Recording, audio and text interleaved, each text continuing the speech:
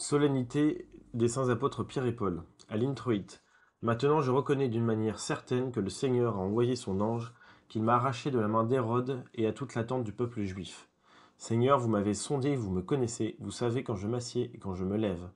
À la collecte, Dieu, vous avez consacré ce jour par le martyre de vos apôtres Saint Pierre et Saint Paul. Faites la grâce à votre Église de suivre en tout le précepte de ceux par qui la religion a commencé. Lecture des Actes des Apôtres. En ces jours-là, le roi Hérode mit les mains sur quelques membres de l'Église pour les maltraiter. Il fit mourir par le glaive Jacques, frère de Jean, et voyant que cela plaisait aux Juifs, il fit aussi arrêter Pierre. C'était alors les jours des Azimes. L'ayant donc fait arrêter, il le mit en prison et le donna à garder à 4 escouades de 4 soldats chacune, avec l'intention de le faire comparaître devant le peuple après la Pâque. Pierre était donc gardé dans la prison, mais l'Église faisait sans interruption des prières à Dieu pour lui. Or, la nuit même avant le jour où Hérode devait le faire comparaître, Pierre dormait entre 2 soldats, liés de 2 chaînes, et des gardes devant la porte gardaient sa prison. Et voici qu'un ange du Seigneur apparut, et une lumière brilla dans la cellule, et l'ange, touchant Pierre au côté, l'éveilla en disant « Lève-toi vite ». Et les chaînes tombèrent de ses mains, et l'ange lui dit « Mets ta ceinture et chausse tes sandales ». Il le fit, et l'ange reprit « Enveloppe-toi de ton vêtement et suis-moi ». Pierre sortit et le suivit. Et il ne savait pas que ce qui se faisait par l'ange était véritable, mais il croyait voir une vision. Passant la première et la seconde garde, ils vinrent à la porte de fer qui conduit à la ville. Elle s'ouvrit d'elle-même devant eux, et, étant sortis, ils s'avancèrent dans une rue. Et aussitôt l'ange le quitta. Alors Pierre, étant revenu à lui-même, dit « Maintenant, je reconnais d'une manière certaine que le Seigneur a envoyé son ange, et qu'il m'a arraché à la main d'Hérode et à toute l'attente du peuple juif. » Au graduel, vous les établirez princes sur toute la terre, ils se souviendront de votre nom de génération en génération. À la place de vos pères, des fils vous sont nés, c'est pourquoi les peuples vous loueront. Alléluia, alléluia, tu es Pierre, et sur cette pierre je bâtirai mon église. Alléluia. Suite du Saint-Évangile selon saint Matthieu. En ce temps-là, Jésus vint aux environs de Césarée de Philippe. Il a interrogé ses disciples en disant « Que disent les hommes touchant le Fils de l'homme ?» Ils lui répondirent, les uns qu'il est Jean-Baptiste, les autres Élie, les autres Jérémie ou quelqu'un des prophètes. Jésus leur dit, et vous, qui dites-vous que je suis? Simon-Pierre, prenant la parole, dit, vous êtes le Christ, le Fils de Dieu vivant. Jésus lui répondit, tu es bienheureux Simon, fils de Jonas, parce que ce n'est pas la chair et le sang qui t'ont révélé cela, mais mon Père qui est dans les cieux. Et moi, je te dis que tu es Pierre, et que sur cette pierre je bâtirai mon église, et les portes de l'enfer ne prévaudront point contre elle. Et je te donnerai les clés du royaume des cieux, et tout ce que tu lieras sur la terre sera lié aussi dans les cieux, et tout ce que tu délieras sur la terre sera délié dans les cieux. À l'offertoire, vous les établirez princes sur toute la terre, ils se souviendront de votre nom, de génération en génération. À la secrète, ces hosties que nous vous offrons, Seigneur, comme devant être consacrées à la gloire de votre nom, qu'elles soient accompagnées de la prière de vos apôtres, en raison de laquelle vous nous accordez pardon et protection. À la communion, tu es Pierre, et sur cette pierre je bâtirai mon église. À la post-communion, Seigneur, par l'intercession de vos apôtres, défendez contre toute adversité ceux que vous avez nourris de l'aliment céleste.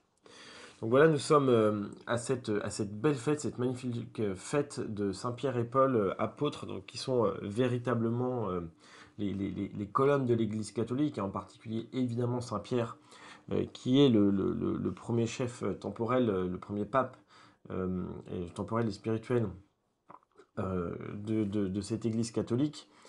La fête de Saint-Pierre et Paul, c'est aussi le moment où de fêter d'une certaine manière l'Église catholique, de fêter aussi en particulier la romanité de l'Église catholique, parce que c'est avec le martyre de Saint-Pierre et de Saint-Paul à Rome que l'Église va véritablement commencer à s'implanter à Rome et à faire de Rome le centre, non pas plus de l'Empire, qu'il est toujours, mais surtout le centre de l'Église catholique et le centre spirituel de cette Église catholique. Et c'est à ce moment-là où, d'une certaine manière, le cœur battant de l'Église va géographiquement se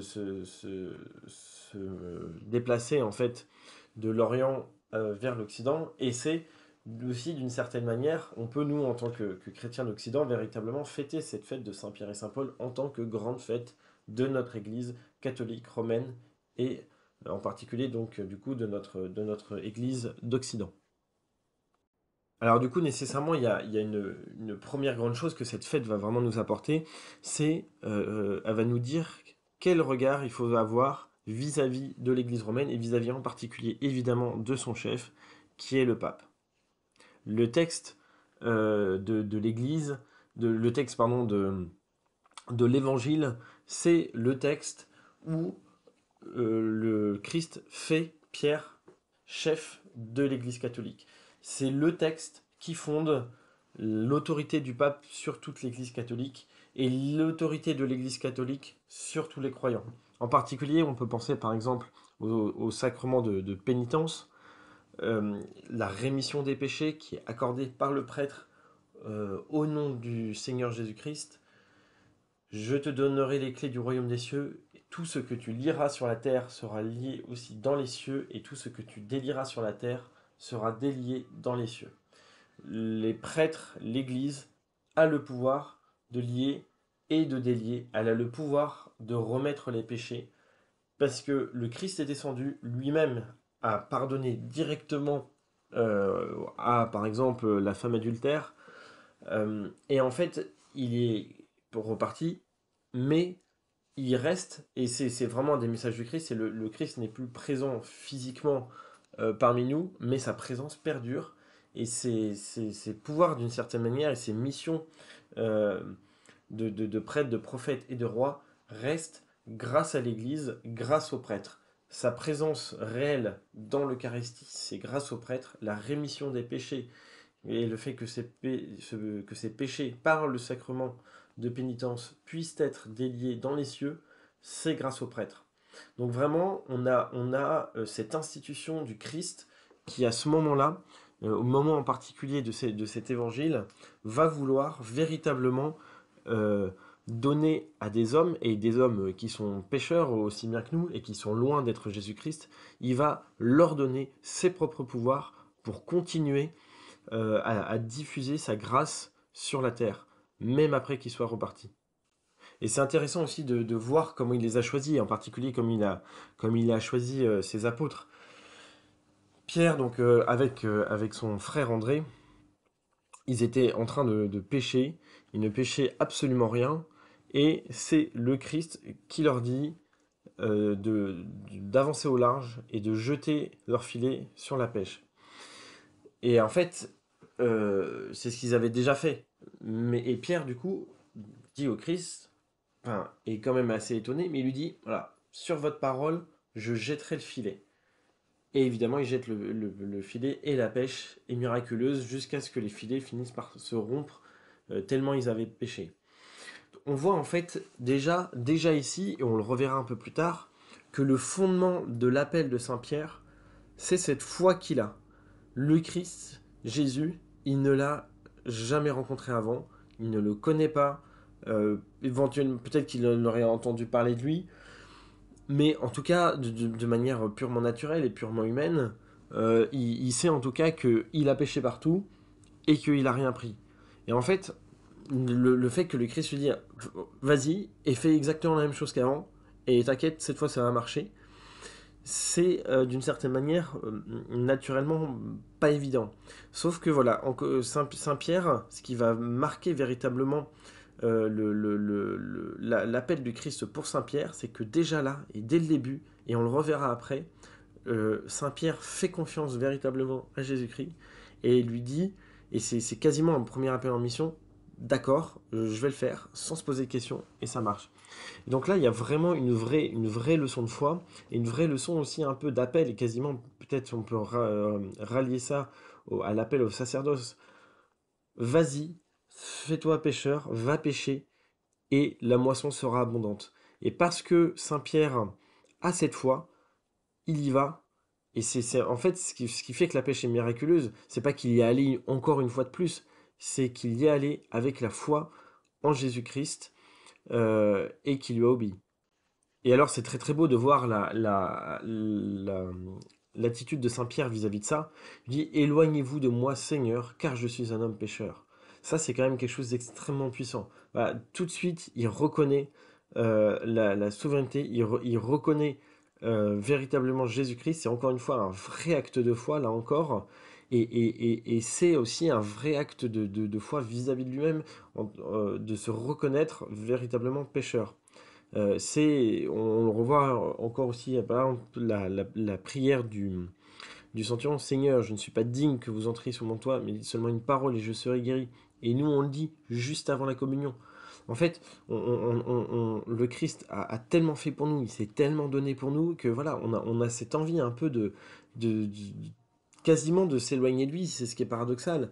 Tellement il a fait tellement il a fait de choses pour nous, tellement sa divinité et même son humanité nous dépassent. Eh bien non, Jésus-Christ lui dit, ne crains pas, ce sont désormais des hommes que tu prendras. Suivez-moi, je vous ferai pêcheurs d'hommes. Alors, ils quittèrent tout et le suivirent. Donc voilà, dans l'appel au sacerdoce, il peut y avoir une dimension de non, non, Seigneur, je ne suis pas digne d'être prêtre. En tant que chrétien, même en tant que laïc, on peut se dire voilà, Seigneur, je ne suis pas digne, par exemple, de communier. Ça, c'est typiquement ça. Quand on fait des péchés, on n'a plus envie de communier, on se sent honteux. Déjà, évidemment, si c'est des péchés mortels, on ne peut plus communier. Mais justement, on est là à se dire mais en fait, on s'éloigne nous-mêmes du Christ parce qu'on a péché, alors qu'on l'aime, mais parce qu'on a péché, on se dit, voilà, on n'en est pas digne, on va s'éloigner.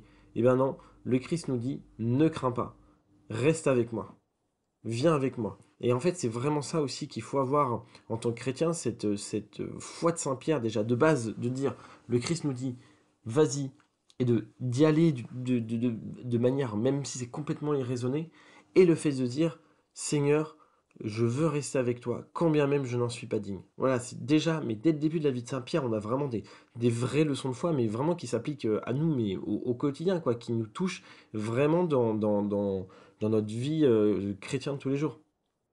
Et on va voir en fait que cette foi de Saint-Pierre, elle est vraiment étonnante et elle est vraiment, mais extrêmement proche finalement de la nôtre, dans le sens où parfois il y a une ferveur des actes de foi immenses qui sont posés, et en même temps, dans l'autre sens, il va y avoir des périodes de doute et même des périodes de reniement. Et en fait, Saint-Pierre, dans les Écritures, on a vraiment cette espèce de montagne russe entre les actes de foi extrêmement puissants et les creux, les doutes, l'acédie, voire le reniement, et après on remonte dans la foi, et jusqu'au sacrifice de sa vie offerte pour Jésus-Christ. Et voilà, et ça c'est une vie chrétienne. Ça c'est une vie chrétienne, c'est véritablement une vie chrétienne, c'est une vie qui est pas linéaire, qui est pas une espèce de pente ascendante vers le cœur de Dieu, non, on n'est pas comme ça. On doute, on a des grands moments de foi et la minute d'après, on peut douter, voire renier. Mais voilà, il y a toujours ce cap qui est gardé, il y a toujours cette confiance ferme, inébranlable, quand bien même le doute parfois peut s'imposer. Et cette confiance ferme dans l'amour du Christ et qui parfois reste en nous, quand bien même dans notre esprit, dans notre bouche, par nos actes, en passé, en parole ou par action, on renierait le Christ, eh bien, au fond de nous et au fond de Saint-Pierre, il restait toujours cette petite lumière, cette petite braise de la foi ardente sur laquelle il suffit de souffler pour que le feu reparte. Et ça, c'est par exemple l'exemple de la barque en péril. Voilà, les apôtres prennent la voie de la mer, et vers 3 heures du matin, il y a la barque, voilà, il y a un vent s'élève, il y a la tempête, etc. Et ils voient un homme qui marche sur les flots. Et là, ils ont peur, ils disent c'est un fantôme. Et le Christ lui dit rassurez-vous, c'est moi, n'ayez pas peur. Et là, Saint-Pierre, voilà, encore cet élan de Saint-Pierre, cette fougue qui véritablement caractérise Saint-Pierre. Seigneur, si c'est vous, ordonnez-moi de venir à vous sur les eaux. C'est quand même Saint-Pierre qui demande à Jésus-Christ de lui ordonner quelque chose. C'est quand même, et en fait, c'est marrant, mais cette fougue de Saint-Pierre, mais qui nous caractérise aussi parfois, elle est un peu étonnante, parce que voilà, il ordonne à Jésus de lui ordonner quelque chose. Et Jésus ne s'en offusque pas, Jésus ne lui fait aucune remarque sur cette témérité, il lui dit simplement viens. Et en fait, Saint-Pierre commence à avancer, et il s'enfonce. Et il s'enfonce et il s'écrie alors Seigneur, sauvez-moi. Et là, Jésus lui tend la main et il le ressaisit. Et il lui dit Homme de peu de foi, pourquoi as-tu douté? Puis Jésus monte dans la barque et le vent cesse. Voilà, donc ça c'est encore une fois cette vie de Saint-Pierre nous montre aussi que voilà, il y a cet épisode il nous montre que il y a des doutes, que parfois justement on s'enfonce, mais c'est quand on est en train de s'enfoncer, on crie Seigneur sauvez-moi. Et là, le Christ nous tend la main. Ça c'est une image, mais qui est incroyable. Saint-Pierre qui s'enfonce dans le doute et nous qui nous enfonçons dans notre péché, il suffit de crier Seigneur sauvez-moi et le Christ nous tend la main. Et ça c'est vraiment une leçon de vie chrétienne qui est absolument incroyable. Le fait de se dire que quand on commence, et il faut le faire évidemment le plus tôt possible, quand on commence à s'enfoncer dans nos doutes, dans notre péché, parfois en fait il faut même pas réfléchir. Saint Pierre ne réfléchit pas à ce moment-là quasiment. Il a juste cet élan de dire Seigneur sauvez-moi. C'est un peu comme la femme hémorroïs qui va pas qui a des pertes de sang et qui voit le Christ passer et qui se dit il suffit que je touche la frange de son manteau, il suffit que je touche et elle ne touche que la frange du manteau et je serai sauvé. Et en fait, elle se pose pas 10 000 questions. Elle va pas se dire oui, alors il y a ci, il y a ça, mais en même temps, est-ce que ma maladie peut la guérir alors qu'une autre non, mais en même temps je suis pécheresse, alors peut-être que oui, mais peut-être que non. Elle y va, elle touche la frange manteau du Christ, elle est sauvée. Saint Pierre, il s'écrie comme ça, mais d'un coup, Seigneur, sauvez-moi, et il est sauvé. Et quand on se sent enfoncé, quand on sent qu'on commence à s'enfoncer dans les eaux, commence à s'enfoncer dans le doute, dans l'acédie, dans la paresse, dans quelques défauts que ce soit, il faut vraiment avoir ce cri du cœur, mais ne même pas réfléchir, avoir vraiment la mentalité d'un parachutiste qui couvre la porte et qui saute, quoi, et qui ne sautera jamais s'il commence à réfléchir. Et juste avoir cet élan et d'un coup dire Seigneur, sauvez-moi. Et là, le Christ nous tend la main, il nous saisit et il nous remonte dans la barque, et la tempête cesse. Et alors, après cet épisode, Jésus annonce aux disciples qu'il leur donnera, alors bien après cet épisode même, sa chair à manger et son sang à boire. Et alors là, les disciples, ils disent, c'est inacceptable, parce que, évidemment, ils comprennent pas. Les disciples, faut voir ce que c'est. Hein. Bon, Saint-Pierre, qui est pêcheur, il a pas pris des grands prêtres, il a pas pris des érudits, il a pris, voilà, les gens de tous les jours, bah, comme nous pour les chrétiens. Il prend les gens de tous les jours et il les appelle. Et on voit même que parfois, dans certaines apparitions, par exemple de la Vierge, ben, pareil, c'est les pasteurs qui sont pris, etc. Et c'est à ces personnes-là qui fait confiance. Et ça aussi, c'est quelque chose d'extrêmement important.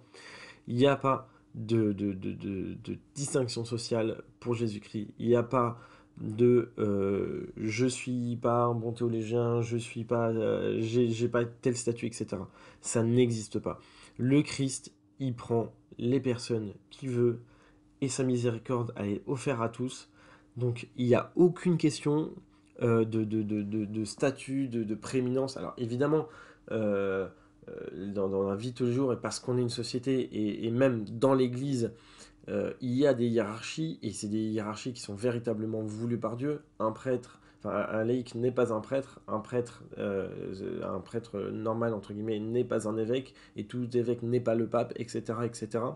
Donc c'est important, il y a des prééminences, mais dans le cas de l'appel du Christ, de l'appel à la sainteté, il n'y a aucune distinction. Nous sommes tous appelés à la sainteté, et Jésus-Christ se réserve en particulier le choix, les Écritures, encore une fois, là on le voit bien, nous le montre, de prendre certaines personnes et de les choisir pour le servir en particulier, et notamment à travers le sacerdoce.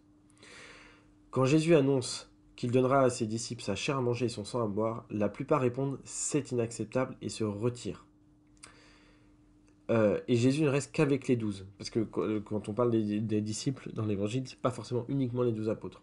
Alors là, les 12, le cœur battant, hein, il leur dit « Et vous, voulez-vous aussi vous retirer ?» Et Saint Pierre répond « Seigneur, à qui irions-nous? Vous avez les paroles de la vie éternelle. Nous avons cru et nous savons que vous êtes le Christ, le Fils de Dieu. » Incroyable. Après cet épisode où on voit Saint Pierre s'enfoncer dans le doute et qui n'est sauvé que par cette bouée à la jetée, mais que lui-même jette en disant Seigneur, sauve-moi, et bien là, une profession de foi absolument extraordinaire. Vous avez les paroles de la vie éternelle.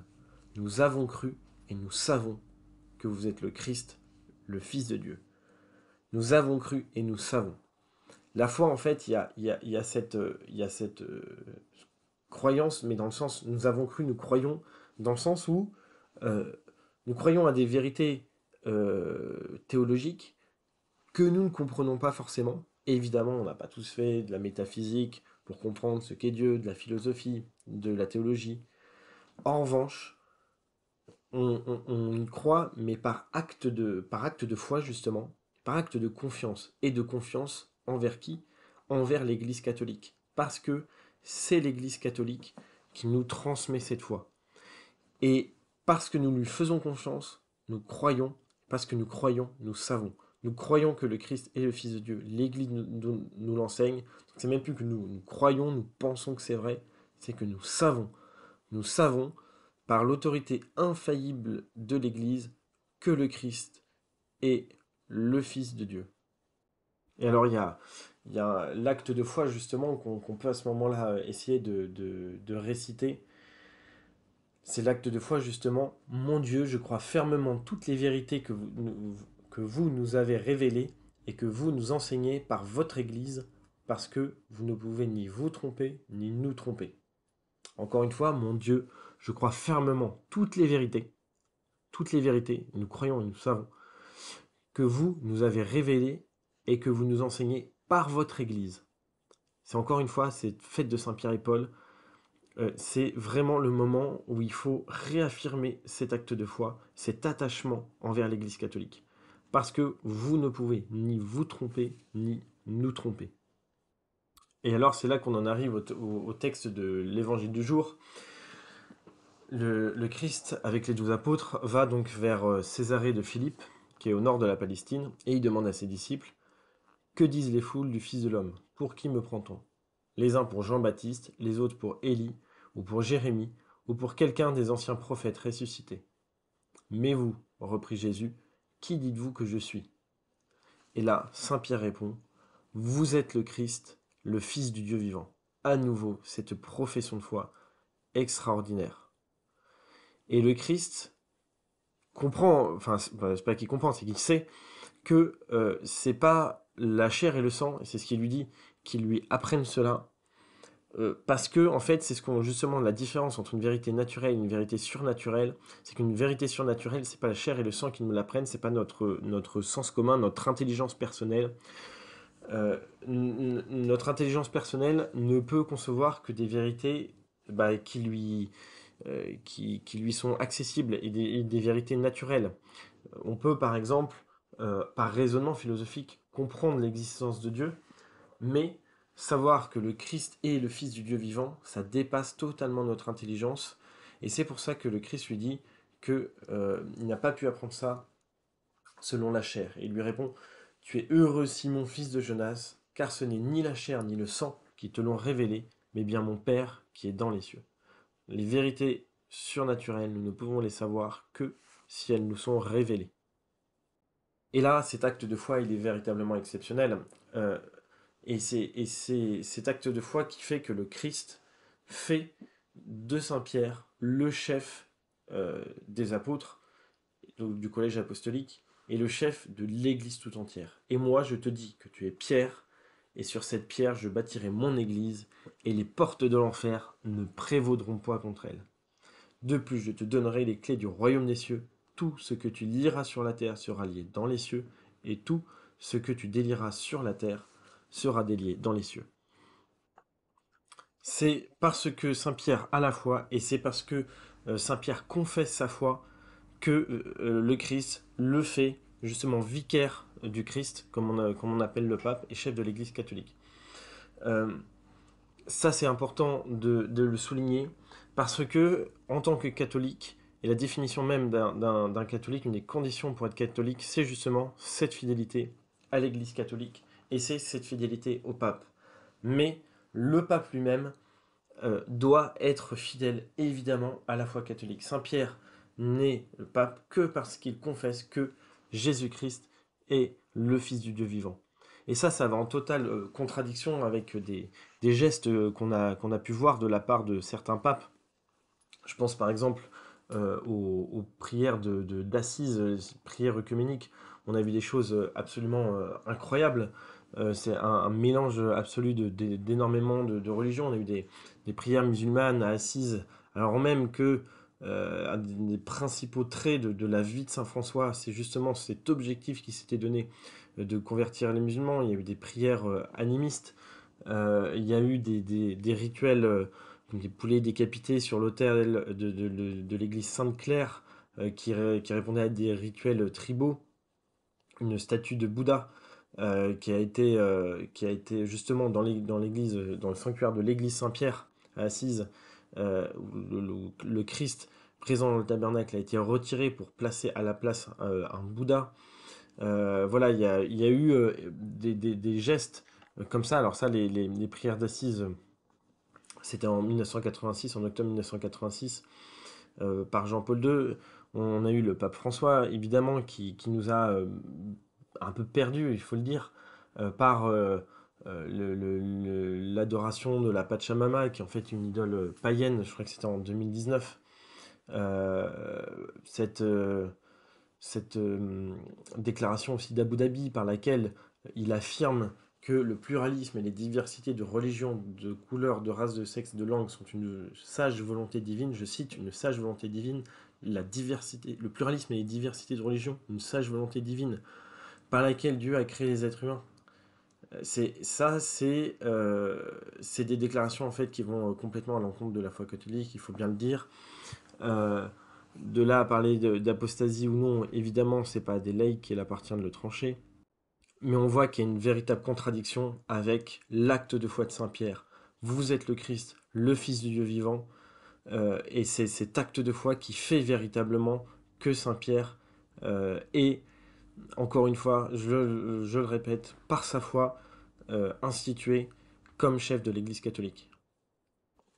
Donc voilà, donc évidemment, en tant que laïc, en particulier chez les tradis, on a parfois cette indignation, mais qui est sage et qui est juste envers certains actes que fait le pape François. On peut aussi, par exemple, penser à la persécution de la messe traditionnelle au sein de l'Église qu'il a instituée par son motu proprio traditionis custodes. Voilà, il y a plein de choses qui nous interrogent, qui nous choquent, qui nous meurtrissent.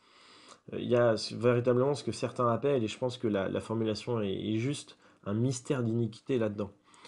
En revanche, il y a aussi quelque chose qu'il faut bien retenir, c'est que il faut savoir déjà, premièrement, euh, être fidèle au pape quand même, mais être fidèle au pape dans la mesure où lui-même est fidèle à la foi catholique. C'est-à-dire que on ne peut pas être catholique si on nie la réalité de la papauté, si on nie le pape. Pour moi, on ne peut pas être catholique si on est sédé vacantis, si on estime, et ça c'est un manque de foi, mais incroyable, et que il n'y aurait plus de pape, c'est inconcevable, c'est absolument inconcevable, et toute les lectures de la fête de Saint-Pierre et Paul nous disent que non, et non, il y aura toujours un pape, et non seulement il y aura une pierre sur laquelle sera fondée l'Église, mais non seulement qu'il y en aura toujours une, mais que les portes de l'Église ne prévaudront pas contre elle. Oui, il peut y avoir des moments de doute, oui, il peut y avoir des difficultés, mais à terme, ça veut pas dire que l'Église ne va pas être faillible, ça ne veut pas dire qu'elle ne peut pas être parfois quasiment ensevelie sous les attaques. Le Christ n'a pas dit les portes de l'enfer n'auront aucun impact sur elle, les portes de l'enfer ne pourront rien faire, mais il a dit les portes de l'enfer ne prévaudront point. C'est-à-dire qu'à la fin, l'Église sortira toujours victorieuse. Et ça, c'est vraiment une grande confiance qu'il faut avoir. C'est vraiment un espoir que le Christ nous a donné, mais heureusement qu'il nous a dit ça. Heureusement qu'il nous a dit et qu'il a précisé tout de suite après avoir confié les clés à Saint-Pierre. Heureusement qu'il nous a dit les portes de l'enfer ne prévaudront point contre elles, parce que c'est ça, et en particulier dans les milieux tradis, qui doit nous donner une véritable espérance et qui doit nous faire dire que malgré toutes les erreurs, et ce sont des vraies erreurs que certains papes ont pu commettre, à la fin, c'est toujours le Christ qui est victorieux. À la fin, l'Église est toujours victorieuse.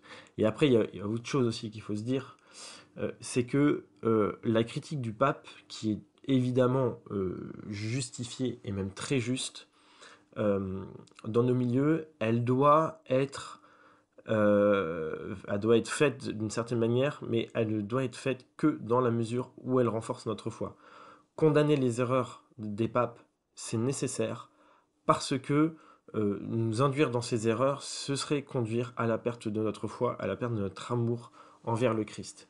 En revanche, euh, des petites... et encore une fois, parfois, dans le milieu tradit, voilà, on a cette facilité un peu à toujours critiquer, mais quand bien même c'est juste, en fait, passer notre temps à critiquer, même si les critiques est justifiée, c'est pas quelque chose de bon.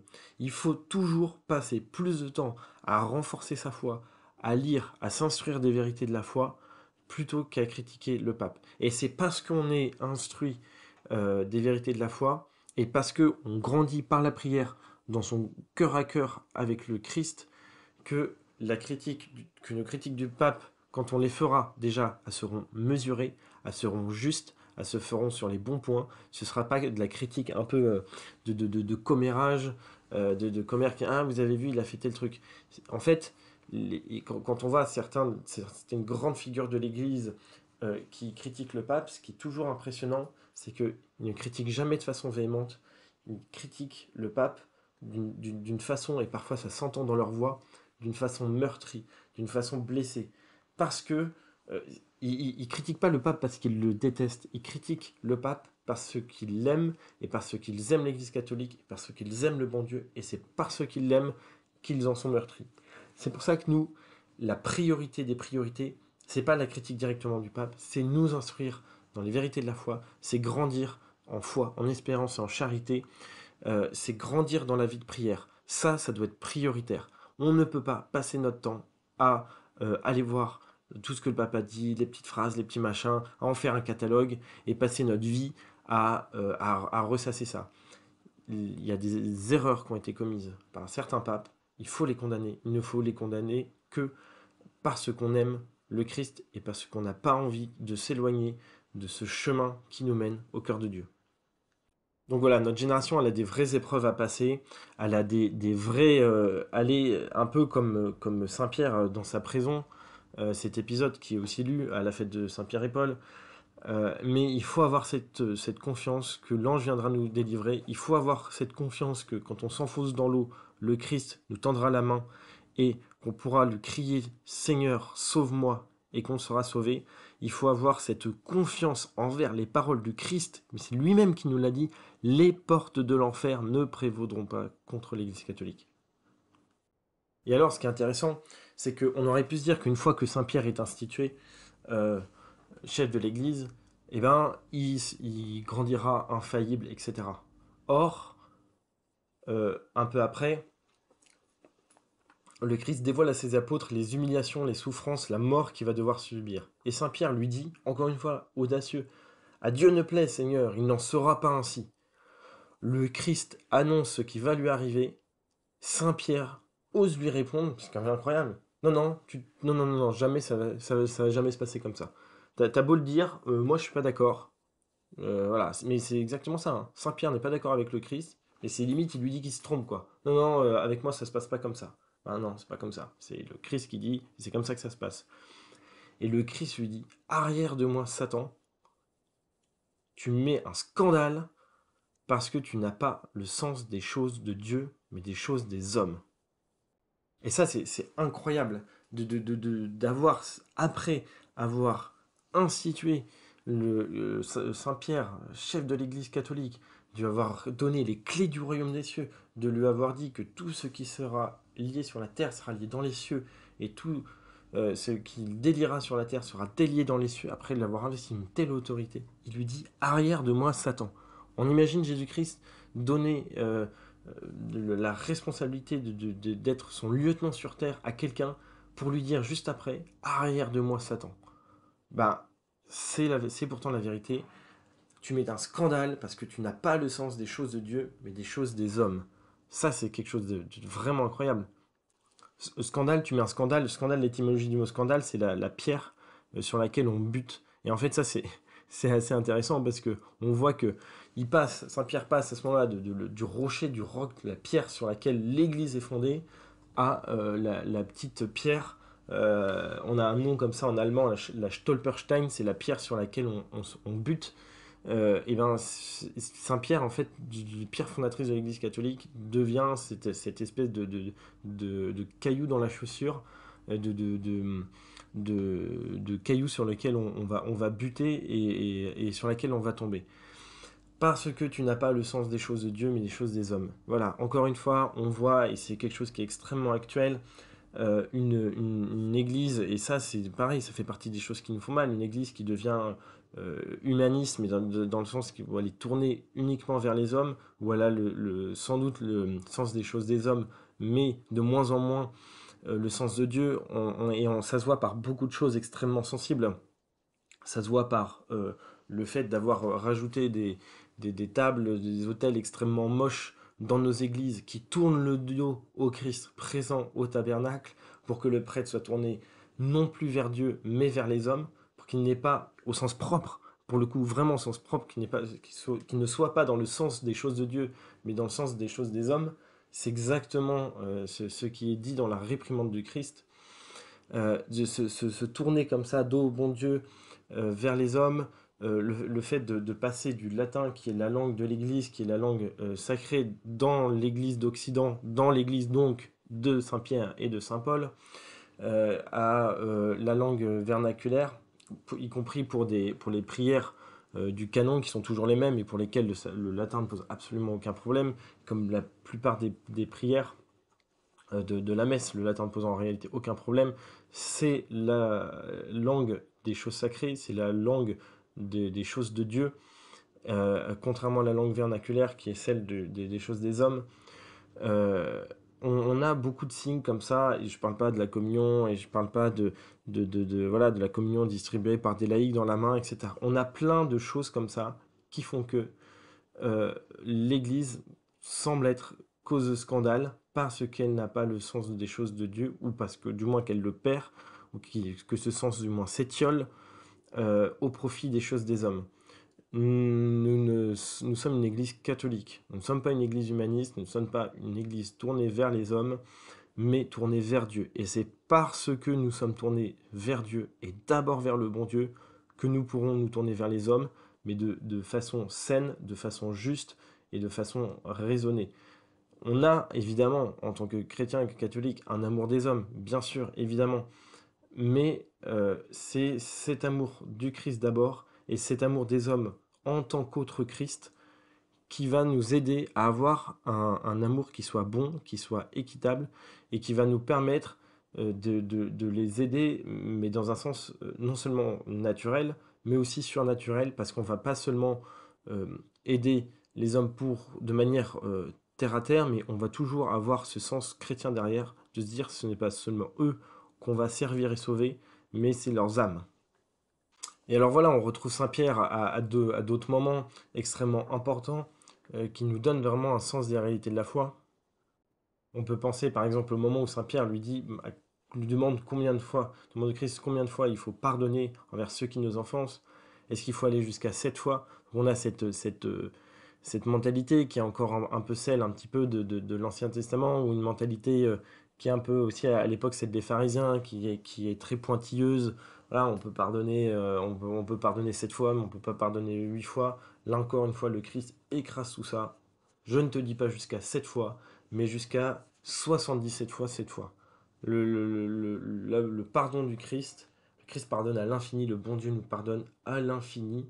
Et nous, en tant que chrétiens, on est obligés d'être aussi comme lui, capable de pardonner à l'infini. Ça, c'est quelque chose de pareil, d'extraordinaire. C'est incroyable de voir que c'est Saint-Pierre vraiment, et que c'est le premier pape qui est véritablement au cœur de ces grandes vérités, de ces vérités incroyables qui sont révélées par le Christ, sont révélées à Saint-Pierre, qui est le chef de l'Église catholique, l'Église qui nous transmet la foi, qui nous transmet les dogmes, Ça, c'est incroyable. On voit vraiment dans tout l'évangile que l'autorité de Saint Pierre n'est pas fondée est évidemment fondée au moment où le Christ lui a dit tu es Pierre, sur cette pierre j'édifierai mon église, mais on voit que dans tout l'évangile, Saint Pierre est vraiment le témoin et un des protagonistes privilégiés de ces révélations de notre Seigneur Jésus-Christ. Et malgré tout ça, voilà, tout Saint-Pierre, ce sera que une espèce de montagne russe de la foi, entre des actes de foi qui sont extrêmement importants, des remarques qui paraissent un peu bêtes, voilà, est-ce qu'il faut pardonner cette fois, ou des espèces de doutes. Encore une fois, voilà, Saint-Pierre, il aime le Christ, il n'a pas envie que on mange sa chair et on boive son sang. Le Christ lui dit, arrière Satan, encore un peu plus tard, au moment du lavement des pieds. Vous, Seigneur, me lavez des pieds. Mais le Christ lui dit, euh, bah oui, je te laverai les pieds, évidemment. Euh, alors il dit dans le texte, si je ne te lave pas, tu n'auras point de part avec moi. Alors que Saint Pierre, de base, refuse que le Christ lui lave les pieds. Mais encore une fois, Saint Pierre, il a ce sens des choses des hommes et pas des choses de Dieu. Il a ce sens de voilà, Jésus-Christ c'est son maître et c'est pas le maître qui lave les pieds du serviteur, c'est le serviteur qui lave les pieds du maître. Mais c'est ça qui est incroyable dans notre foi, c'est cette espèce de retournement. Eh ben non, c'est le maître qui lave les pieds du serviteur. Ça, c'est encore une des choses, et puis qui, qui nous paraissent aussi un peu maintenant banales, parce qu'on a maintenant cette culture chrétienne qui est profondément ancrée en nous, et qui nous dit qu'un chef doit être le serviteur de ses serviteurs. Mais un des titres du pape qui est magnifique, c'est serviteur des serviteurs du Christ. Mais à l'époque, il faut comprendre qu'un maître, ça ne pouvait pas être quelqu'un qui s'abaisse en dessous de ses serviteurs. Et pourtant, c'est cette grande leçon du Christ.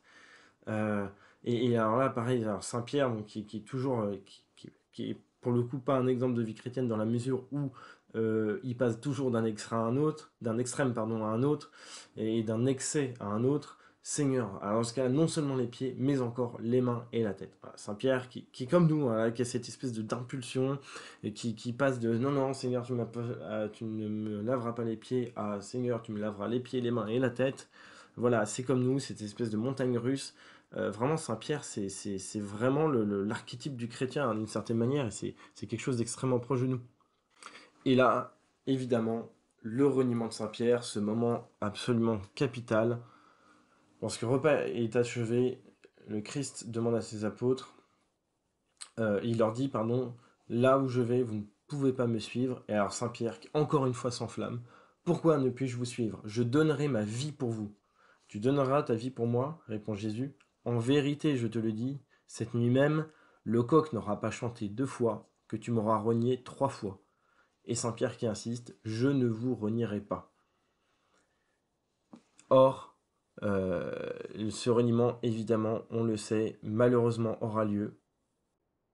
Saint-Pierre va quand même avoir une tentative, un sursaut au moment où Judas arrive avec l'escouade de soldats. Saint-Pierre, voilà, avec cette fougue, il tire son épée, il coupe une oreille à un serviteur du grand prêtre, parce qu'il y a vraiment cette volonté de défendre le Christ, mais encore une fois, de manière naturelle. Moi, ça me fait un peu aussi penser à Clovis. Euh, Lorsque Saint Rémy lui décrivait la passion du Christ, bah, Clovis avait cette fougue de lui dire, mais moi je serais venu avec mes soldats francs et on aurait écrasé l'armée romaine pour sauver Jésus-Christ. C'est exactement la mentalité de Saint-Pierre. Sauf qu'encore une fois, c'est des choses des hommes, c'est pas des choses de Dieu. Les choses des hommes, c'est pas de pardonner. Le Christ dit, il faut pardonner 77 fois, 7 fois. La chose des hommes, c'est que le maître est au-dessus du serviteur. Les choses de Dieu, c'est que le maître soit le serviteur de ses serviteurs. Les choses des hommes, c'est de se dire, non, Jésus-Christ ne peut pas mourir. Les choses de Dieu, c'est de se dire, le Christ va mourir sur la croix pour nos péchés, pour les racheter et pour nous ouvrir le chemin du ciel et la rédemption. De manière beaucoup plus simple d'ailleurs, pendant l'agonie de notre Sauveur à Gethsémani, euh,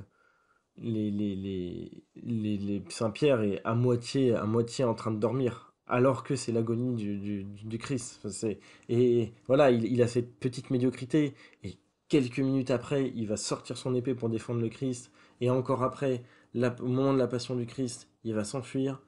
Et alors qu'il disait non, Seigneur, je ne te renierai pas, ces grands discours, ces grandes déclarations, évidemment, on lui demande n'es-tu pas même un disciple de Jésus de Nazareth? Femme, je n'en suis pas.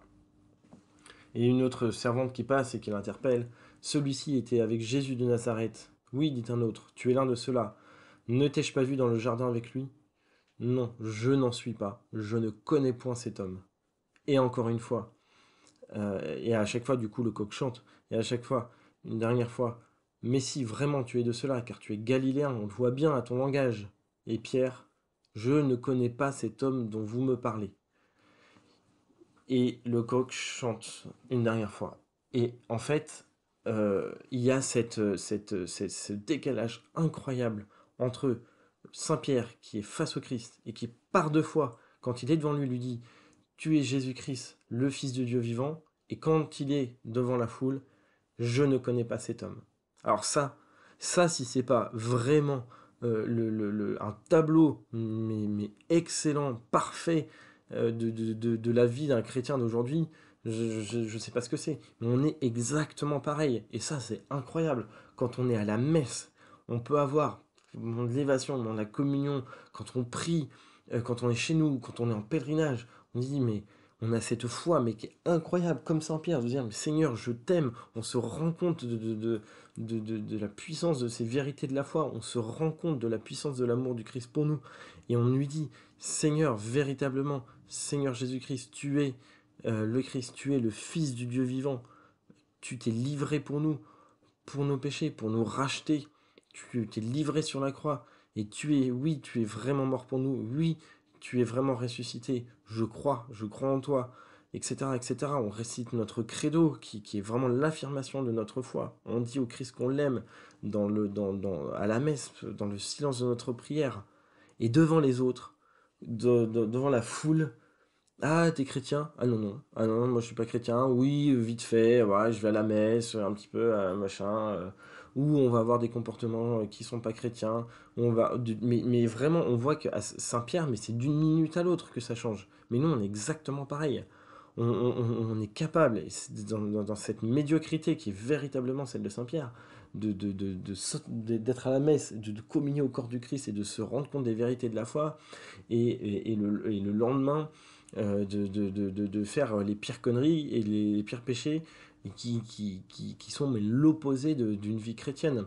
On est capable un jour, au moment si la messe est interdite, de faire des kilomètres, de se démerder et d'échapper à la police pour aller à des messes qui sont interdites, des messes qui sont clandestines, parce qu'on veut aller à la messe quand bien même elle est interdite, et surtout parce qu'elle est interdite. Et un autre jour, alors que les messes sont à nouveau réautorisées, un dimanche, on va pas y aller juste parce qu'on a la flemme. On est capable de ça. On sait exactement la vie d'un chrétien. Saint-Pierre, c'est le chrétien par excellence, dans toute sa fougue, dans toute son inconstance, dans toute sa médiocrité, et dans toute la ferveur de sa foi, et dans tout son amour du Christ aussi. C'est ce paradoxe-là. Moi, souvent, j'entends, quand je vois voilà, des gens qui parlent d'une personne chrétienne en se disant mais comment il peut faire telle chose, tel comportement qui est évidemment pas chrétien, comment il peut faire ça alors qu'il est chrétien? Comment on peut croire en Dieu et faire telle chose? Eh ben, on peut, et Saint-Pierre c'est exactement ça. Mais ce qui nous sauve, c'est qu'on est toujours en nous cette volonté de se battre contre cette médiocrité, et c'est ce que fait Saint-Pierre, et c'est de continuer, à chaque fois qu'on a des doutes, à se relever, et en fait, Saint-Pierre, à la fin, évidemment, va devenir ce grand apôtre, ce chef de l'Église catholique, il va convertir les nations, il va mourir pour le Christ, il va souffrir sa passion lui aussi, il va mourir crucifié lui aussi, tête en bas, pour le Christ, et ça va racheter, et ça la rachète largement, toutes ces petites médiocrités, ces doutes, etc. Ce que nous dit véritablement la vie de Saint-Pierre, c'est que la vie d'un chrétien, c'est cette montagne ces montagnes russes, cette inconstance qu'on peut avoir dans la foi, mais que justement il faut avoir la volonté de se battre contre cette inconstance, et c'est aussi le fait de se dire que quand bien même on serait inconstant, quand bien même on pourrait même renier le Christ, on peut être sauvé pour peu qu'on se repentisse, pour peu qu'on fasse pénitence, pour peu qu'on se dise oui j'ai péché, oui je n'aurais pas dû renier, euh, mais vraiment je crois que Jésus est le Christ, le Fils du Dieu vivant. Et c'est aussi la leçon de Saint Paul. Saint Paul, c'est le persécuteur à l'époque par excellence du peuple chrétien. Et c'est paradoxal d'ailleurs, parce que Saint Paul, donc, qui est juif naturellement, est allé faire des études rabbiniques à l'école de Gamaliel, qui enseignait donc, à Jérusalem. Et donc en fait, il va se perfectionner véritablement dans la science des Écritures, dans la parole de Dieu. Et en fait, il va être au contact des pharisiens. Mais les pharisiens, nous, on les voit surtout comme des hommes de peu de foi, mais les pharisiens, c'est censé être d'abord des hommes de foi. D'abord, ce sont des érudits qui connaissent véritablement la parole de Christ. Et en fait, Saint Paul, c'est quelqu'un qui va véritablement avoir une connaissance profonde de la foi. Et évidemment du Messie. Sauf que ce Messie, et c'est évidemment les pharisiens, et c'est évidemment le Sanhédrin, et c'est évidemment le paradoxe aussi qu'on a au moment de la venue de Christ, c'est que ceux qui pendant des années et des années ont étudié, ont travaillé, ont prié pour savoir reconnaître le moment où le Messie serait apporté au peuple d'Israël, ils ne le reconnaissent pas à ce moment-là. Et Saint Paul, en fait, va persécuter donc, les chrétiens, va en massacrer à l'appel, etc. Bon. Et en fait, ce qui est incroyable de se dire, et c'est en tout cas souvent un exemple que je prends, de puissance de la miséricorde du Christ. Le Christ, véritablement, nous tend toujours la main et peut toujours nous sauver. On peut massacrer des chrétiens, on peut persécuter l'Église catholique, on peut faire des martyrs, et devenir l'un des plus grands saints de l'Église catholique. Saint Paul, c'est exactement ça. C'est ce paradoxe incroyable qui est même pas humain. C'est pour ça que c'est aussi que c'est surnaturel. C'est pour ça que ça fait partie justement de ces vérités qui ne sont pas révélées par la chair et le sang, mais par le Père qui est aux cieux. Parce que ça dépasse l'entendement, ça dépasse la logique humaine de se dire qu'on peut être coupable de massacres pareils et d'entrer quand même dans les portes du paradis. Mais c'est véritablement la leçon de Saint Paul. Parce que voilà, il y a cette conversion. Saint Paul, c'est vraiment aussi l'apôtre des convertis. Et alors ça, pareil, ça fait partie des choses qui sont importantes. Souvent, dans les milieux qui sont déjà catholiques, les familles catholiques, etc., on parle de convertis pour parler de personnes qui viennent pas d'un milieu catholique, ou même si parfois elles ont été baptisées, et qui se convertissent dans le sens où elles découvrent la foi à un moment, etc., et contrairement à leurs parents, deviennent catholiques. Et par exemple, voilà, ça peut être aussi des personnes qui sont baptisées, qui vont pas trop à la messe, etc., et qui finalement découvrent la messe, vont par exemple découvrir la messe traditionnelle, vont découvrir le catéchisme de l'Église, et vont en fait véritablement à ce moment-là se convertir. Mais surtout, tous les chrétiens, et peu importe, même si on vient d'un milieu catholique, même si on a été instruit depuis qu'on est petit, qu'on a été biberonné aux vérités de la foi, on se convertit tous. Tous les chrétiens sont des convertis. Et Saint Paul est à ce titre-là, grâce à sa conversion sur le chemin de Damas, sa conviction extraordinaire où le Christ lui apparaît. Saul, pourquoi me persécutes-tu? Il était dur de regimber contre l'aiguillon. Et le Saint Paul qui dit, qui êtes-vous? Et le Seigneur qui lui dit, je suis Jésus que tu persécutes. Mais lève-toi et tiens-toi debout, car je t'ai apparu afin de t'établir ministre et témoin des choses que tu as vues et de celles pour lesquelles je t'apparaîtrai encore. Voilà, ça c'est la conversion de Saint Paul. Ça c'est quelque chose d'exceptionnel. Alors nous, nos conversions, c'est pas forcément voilà cette grande lumière qui vient du ciel et cette apparition du Christ à Saint Paul qui le retourne comme une crêpe. C'est des conversions qui peuvent être beaucoup plus progressives, et même quand on a grandi dans les vérités de la foi, il y a toujours des moments où on va devoir se les approprier et se les faire vraiment nôtres. Voilà, ça peut être ça peut être long, ça peut être compliqué, ça peut être des chemins qui sont pas forcément droits, mais voilà, qui peuvent être tortueux, où on peut dévier. Mais l'important, encore une fois, c'est de garder ce cap, c'est d'avoir cette foi véritable, de se dire, je crois même si je ne suis pas certain, même si je ne comprends pas trop la logique théologique, etc., philosophique qu'il y a derrière, je crois, je fais confiance, et petit à petit, ça vient. C'est pas forcément des conversions pour le coup, avec des grandes illuminations comme Saint Paul, c'est des choses qui peuvent être plus progressives, mais c'est important de véritablement se considérer comme toujours converti, et non seulement converti, mais tout chrétien est non seulement un converti, mais encore à convertir. Parce que voilà, on n'est jamais parfait dans les vérités de la foi. Parce que comme Saint Pierre, euh, ça va, ça vient, ça monte, ça descend. Et il faut justement essayer de garder progressivement une constante, d'essayer toujours que, quand bien même ça monte et ça descend, qu'en tendance, nous élevions toujours constamment vers le cœur de Dieu.